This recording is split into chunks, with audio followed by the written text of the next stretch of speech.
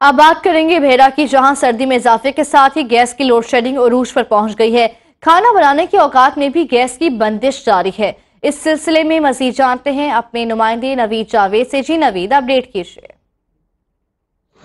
जी बिल्कुल, सर्दी की शिद्दत में इजाफा होते ही बेरा में गैस की बंदिश और कम प्रेशर ने घरेलू खातन की ज़िंदगियाँ अजीरन बना के रख दी हैं।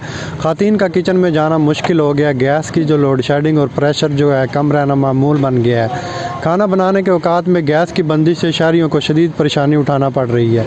खातन के लिए चूल्हे जलाने भी मुश्किल हो गए हैं। अंदरूनी शहर बेरा में गैस लोड शेडिंग और कम प्रेशर शहरियों के लिए वबाल जान बन चुका है।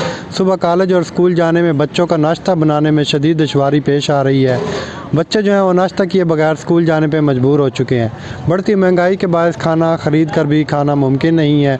अगर हम बात करें मुतबादल ज़राए की, तो बेरा में LPG गैस की कीमत 260 रुपये किलो जबकि लकड़ी 900 रुपये मन फ़रोख्त हो रही है।